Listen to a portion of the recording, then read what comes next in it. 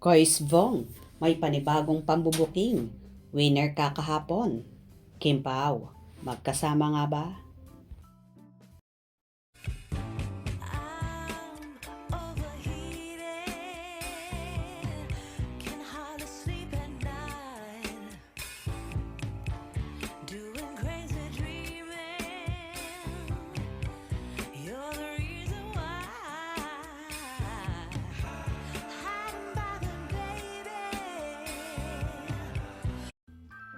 Usap-usapan sa mundo ng online world ang panibagong pambubuking ng TV host actor na si Vong Navarro sa kanyang co-host na si Kim Chiu habang nasa stage ng It's Showtime.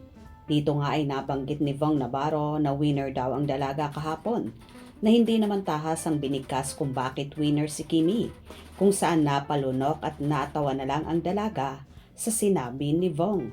Marami naman ang may haka-haka na bukod sa naging endorsement photoshoot ni Chinita Princess kahapon, ay malamang daw na magkasama sina Kim at Paulo kaya gano'n na lang okrayin ni Vong ang dalaga. Winners in life. We have Kasi winner ka kahapon dahil yes, kaya kung sakali, may chance na ang isa sa mga players na Samot-saring reaksyon naman ang naging tugon dito ng mga solid Kim Pao. Goyo o Gregorio del Pilar kasi ang sagot sa jackpot question na ginanapan ni Pao sa movie. Baka magkasama silang dalawa ni Goyo. Ay, kaya winner si Kim. Saya sa puso.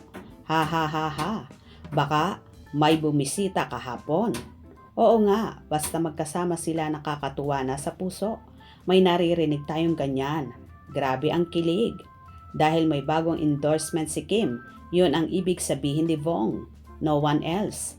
Sigurado ka, baka late upload yung endorsement shoot. Baka nanood sila, pinagbenga at kanina lang umuwi o kagabi. Baka may nakakita kahapon. Si Vong nasa isang village lang sila ni Kim. Kung about sa endorsement, bakit naman may kilig nung sinabi ni Kois Vong? Kaya nga, ibang kilig ni Vong sa pagsabi ng winner, baka magkasama sila sa endorsement.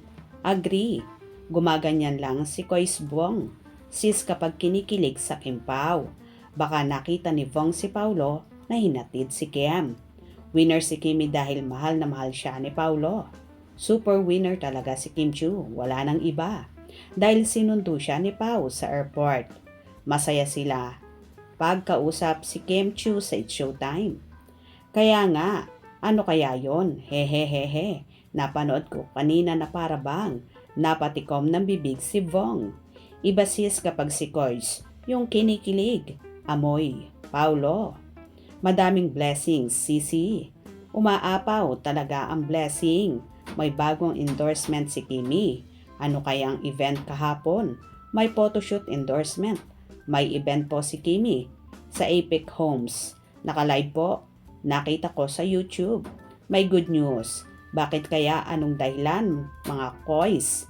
God bless you always, Kimi. Stay humble and kind. Laging maganda si Kim Chiu. Ano kaya ang ganap ni Kim kahapon? Ganyan naman. More bashings, more blessings. Kay Kimi, bayaan ang mga bashers. Wala namang epekto dahil nasanay na. Naumay na sa paulit-ulit na fake news for Kim Pao.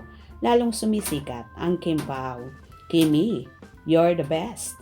Kim Pao forever together. Wow, panalo talaga si Kimi sa puso ni Pao. Meron siya lahat, wala lang ng tulad ng sa akin. Siyempre, laging masaya. Kimi, so gwapa. So, sa palagay nyo, ano nga kaya ba ang tinutukoy ni Vong Navarro sa pagsasabing winner kahapon si Chinita Princess? Bukod nga ba sa endorsement, posible nga bang magkasama ang Kim Pao? Ano sa palagay nyo? Kayo na ang bahalang magbigay ng opinyon kung ano kaya ang tinutukoy ni Kois Vong. Kilig match ba ang lahat? Hope you enjoyed. Please subscribe for more info.